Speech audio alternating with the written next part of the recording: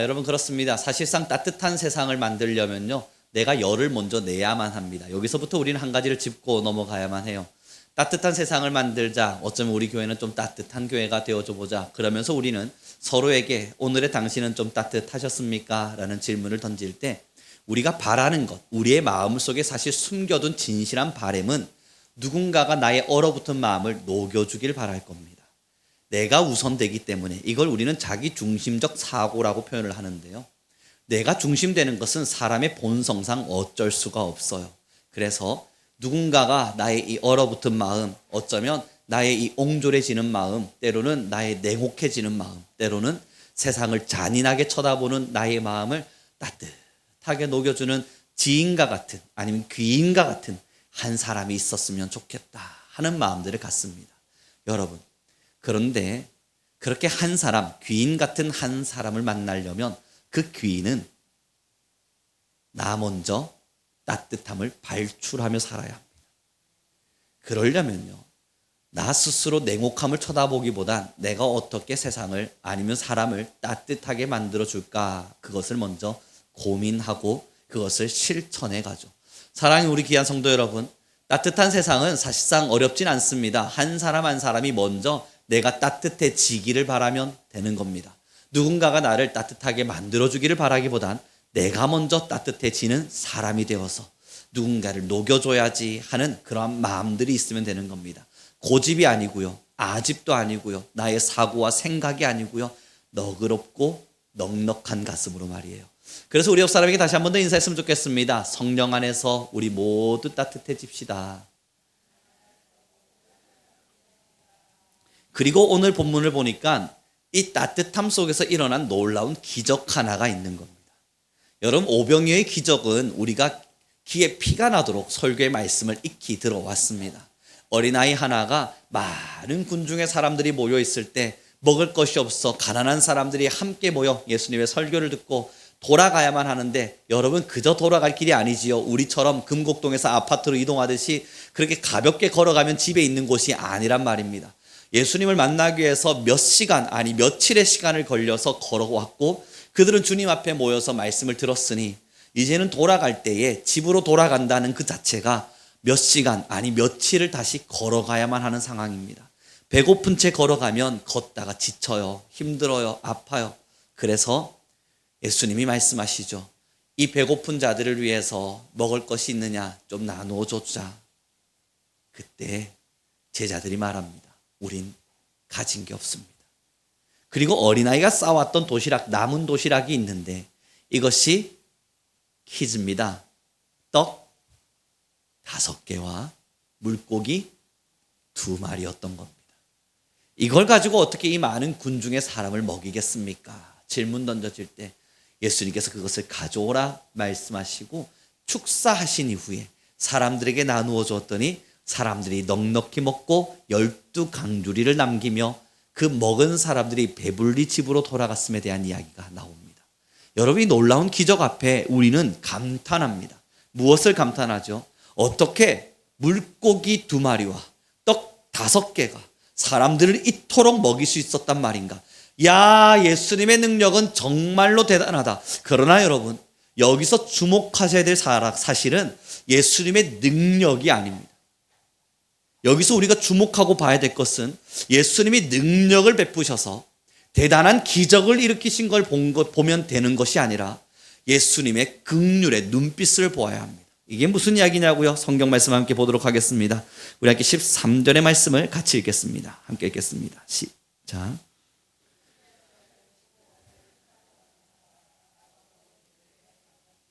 무리가 듣고 여러 거울로부터 걸어서 따라간지라.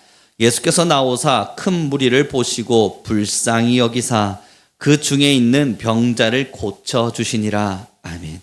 여러분, 지금 14절의 말씀에 보면 병자들을 고쳐주셨던 사실이 있는데 그 앞에 어떤 기록이 있죠? 우리 함께 한 번 더 읽었으면 좋겠습니다. 예수께서 나오사 큰 무리를 보시고 그 뒤에 말씀 말이에요. 함께 읽죠. 시작. 불쌍히 여기사 그 중에 있는 병자를 고쳐주시니라. 여러분, 지금 여기서 이야기하는 단어가 불쌍히 여기사. 이 말을 다시 이야기해 보면 긍휼히 여기사. 여러분, 긍휼이라고 하는 게 뭔지 우린 좀 더 살펴봐야만 하는데요. 법적 의무라고 하는 게 있습니다. 책임 의무라고 하죠. 이건 관계성 속에서 드러나는데 쉽게 이야기해 보겠습니다. 제가 자녀가 있어요. 이 자녀가 배고파해요. 아파하고 힘들어해요. 그럼 저는 의무감이 있어요. 의무라고 하는 것이 있어서 이 아이가 잘 양육될 수 있도록 끝까지 지켜야 될 책임과 의무를 저는 가지고 있는 겁니다. 이게 제가 가지고 있는 거예요. 그리고 만약에 제가 이 의무를 다하지 않은 채 아이들을 내팽겨치면 법적 제재가 들어갑니다. 그리고 법적 책임을 물어서 부모와 자식 간의 관계를 끊어놓고 저는 법으로서 책임을 물어 감옥에 가거나 아니면 큰 사달이 나게 될 겁니다. 이상하죠? 사랑이라고 하는 건 주는 사람 마음인데 내가 이 자녀에게 사랑을 주지 않았다는 것이 왜 법적 책임을 물을 만한 일입니까? 여러분이 이렇게 예를 들면 어떻겠어요? 길을 지나가는데요. 똑같이 한 아이가 너무너무 배고파하고 너무너무 힘들어하는데 제가 그 아이를 모른 척하고 지나쳤습니다. 나는 너에게 이런 것을 줄 수 없어. 예를 드는 거예요. 모른 척하고 지나갔어요. 그러면 저에게 책임과 의무가 있나요? 그 아이가 어느 날 굶다 못해 경찰서를 찾아갔고 지나가던 송우령이라고 하는 목사가 있는데 이 사람이 내게 밥을 주지 않았습니다. 외치면 제가 법적 책임을 물어야 할까요? 아니요. 어느 누구도 저를 질타하지 못합니다. 물론 양심에 따라서 어떻게 그럴 수 있어 정도의 소리는 내겠지만 법적 책임을 묻지를 못해요. 왜냐하면 이것은 우리 속에 있는 관계이기 때문이에요. 사랑이라고 하는 건요, 사실상 내가 주는 사람 마음입니다. 그러나 이 사랑을 주는 것도 관계가 맺혀졌을 때 책임이라고 하는 게 달립니다. 다시 예를 들죠. 자녀에게는 제가 사랑을 주겠지만 저는 그와 마찬가지 자녀와 부모의 관계가 맺혀져 있기에 사랑을 다해야만 합니다. 그리고 이 길에 있는 아이는 저와 관계가 없기에 저는 사랑을 다할 의무가 없습니다. 여러분, 긍휼이라고 하는 단어는요, 사랑할 관계가 맺혀져 있지 않는 사람, 책임지지 않아도 되는 사람, 관계가 전혀 맺혀 있지 않아서 모른 척 눈 감아도 되는 사람, 다시 말해서 손 내밀지 않아도 되는 사람에게 내 것을 내어줄 용기를 가지고 손을 내밀 때 우리는 긍휼이라고 하는 단어를 씁니다. 사람이 오늘이 본문에 보니까 14절에 불쌍히 있었습니다. 그리고 하나님은, 예수님은 이들을 불쌍히 여겼습니다. 긍휼히 여긴 거예요. 그리고 그 긍휼의 마음에서부터 이들을 살핀 겁니다. 그들을 살펴보니 무엇이 나타났어요? 다시 이들이 고을로 돌아가려면 며칠의 시간을 걸어가야만 할 텐데 이들이 배고프게 걸어가게 내버려 둘 수는 없다. 바로 이것이 긍휼의 마음을 가진 예수님이 사람을 살핀 거예요. 내 주변에 있는 사람을 살펴본 거예요. 지금 이들에게 필요한 것이 무엇인가 살펴본 거예요. 그랬더니 먹을거리였고, 먹을거리가 있나 살펴보니 나도 가진 것이 없어요. 그때에 또 다른 긍휼 하나가 나타납니다. 그 긍휼이 뭐냐면 어린아이의 도시락이에요. 내 것이건만 살펴보니 나 말곤 내밀 사람이 없어요. 예수님도 지금 긍휼의 눈빛으로 많은 사람들을 어찌 먹일까 생각 중이에요. 그리고 제자들이 물어요. 여기 음식을 나눠주실 만한 사람이 있습니까? 여기 음식을 나눠주실 분이 있습니까? 그때 이 어린아이가 자신의 도시락을 내민 거예요. 줄 의무가 없습니다. 책임을 지지 않아도 돼요. 이것을 준다 하여 칭찬받을 일은 맞지만 주지 않는다 하여 욕먹을 일은 아니에요. 그런데 이 아이는 긍휼의 마음으로 그 도시락을 내밀었습니다. 사랑하는 성도 여러분, 진짜 기적은요, 이기심 많은 세상에, 내 배 채우느라 정신없는 세상에 나도 긍휼히 여김을 받고 싶고 누군가가 나를 좀 따뜻하게 대해줬으면 좋겠다 마음먹는 지금의 시대에 나 먼저 눈을 열고 나 먼저 마음을 열어서 저들에게 필요한 건 없을까? 나는 저들을 어떻게 살펴야 할까? 긍휼의 마음으로 그들의 필요를 살펴볼 줄 아는 힘, 이것이 진짜 기적입니다. 첫째, 우리의 본성을 거스른 거거든요. 우리는 책임 있는 사람에게만 사랑하기를 원합니다. 그래서 예전에는요, 우리 교회는 아니지만 제가 선교에 관련된 이야기를 해보면 많은 사람들이 뭐라 물었냐면, 아니 지금 당장 나 먹을 것도 없는데 이름도 모르는 애들을 위해서 왜 우리가 선교하고 헌신해야 됩니까? 라는 질문을 던졌습니다. 두 번째, 물론 우리 성민교회는 아니지만요, 아니 우리 교회도 지금 답답해 죽겠는데 지금 저기 배고픈 자들을 위해선 왜 나눠야만 합니까? 라는 이야기와 질문을 받아야만 했습니다. 세 번째, 우리 성민교회는 아니지만요, 우리 성도들 함께 서로 사랑하며 삽시다 라고 이야기하면 지금 나 살기도 바빠 죽겠는데 다른 사람을 어떻게 보살피며 사냐고 이야기하는 사람들이 있었습니다. 그런데 그들을 그 누구도 질타하거나 욕할 수 없어요. 본능이거든요. 사람의 본심이고 본래 사람은 그렇거든요. 나와 관계가 멀어지면 특히 사랑하기 힘든 것이 우리의 일반적인 모습이거든요. 그러나 여러분, 그리스도인들은 본심대로 살지 않습니다. 세상을 거스르는 기적, 사람들이 보지 못하는 것을 쳐다보는 힘, 이것이 바로 우리 그리스도 안에 있는 겁니다.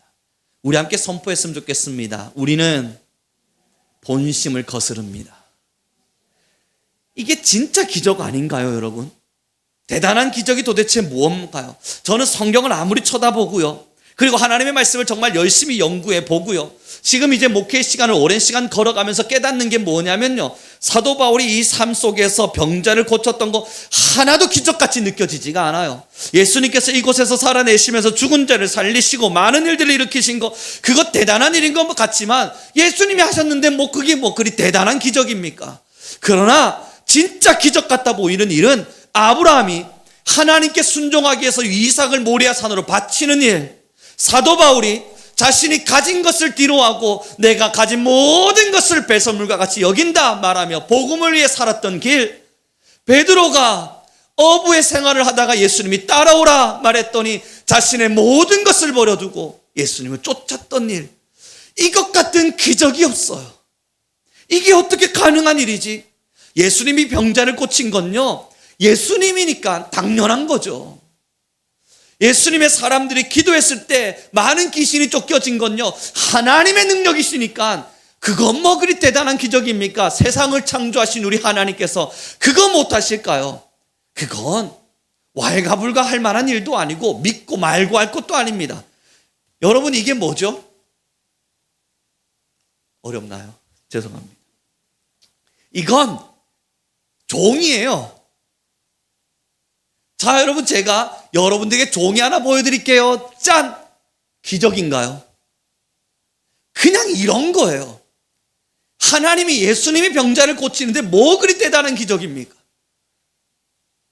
천지를 창조하셨고 모든 세상을 여전히 운행하신다는 하나님께서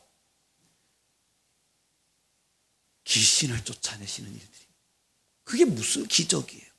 그건 제가 호주머니에서 종이 꺼내는 것보다 쉬운 일이에요.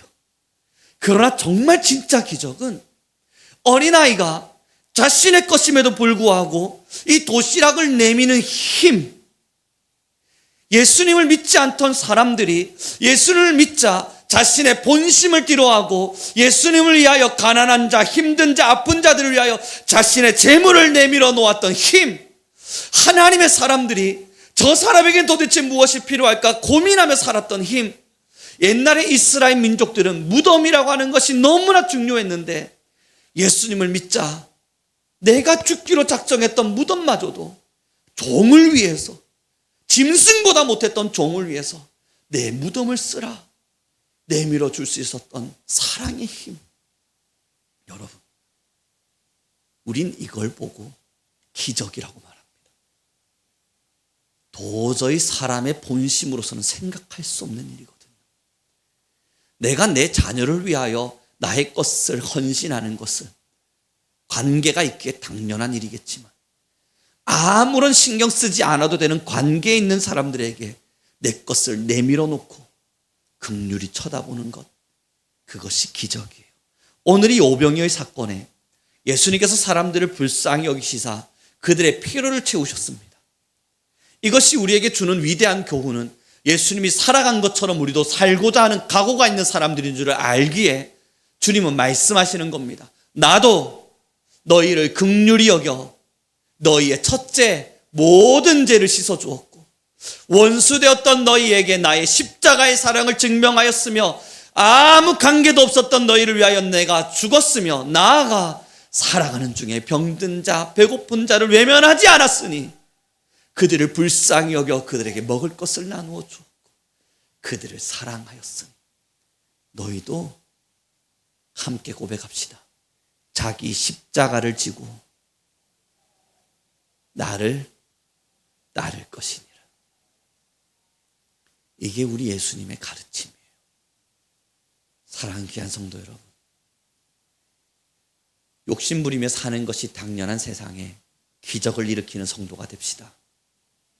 내 심보대로 사는 것이 일반화되어져 있는 지금의 세상에 기적을 일으키며 살아갑시다. 그러니 첫 인사와 같겠네요. 우리 함께 따뜻한 세월을 사셨는가 질문드렸습니다만 그때 우리는 말하고 싶을 겁니다. 아무도 그 누구도 나를 따뜻하게 대해주지 않았습니다. 어떤 사람도 어떤 지인도 나를 따뜻하게 마주해주지 않았습니다 라고 말씀하고 싶을 때 우리는 반문하며 다시 말해야 됩니다. 죄송합니다. 오늘 나는 어느 누구도 따뜻하게 대해주지 않았습니다. 미안합니다. 오늘 나는 어느 누구도 긍휼의 눈빛으로 쳐다보지 못했습니다. 나는 오늘을 살며 저 사람에게 뭐가 필요할까? 긍휼의 마음으로 세상에 기적을 일으키며 살지 못했습니다. 누가요? 예수님의 사람들이요. 예수님의 사람들은 매일 기적을 일으키며 사는 사람들이에요. 사랑하는 성도 여러분, 우리는 내일로부터 시작되는 모든 삶의 시간 속에서 누군가가 나를 따뜻하게 대해줬으면 좋겠다는 대단한 결심보단 이제는 내가 누군가를 따뜻히 대하는 사람이 되어야겠다는 위대한 각오를 일으키는 교회가 되길 바랍니다. 그리고 오늘의 본문을 함께 읽겠습니다. 같이 읽도록 하죠. 우리 함께 읽을 때 21절의 말씀입니다. 함께 읽습니다. 시작.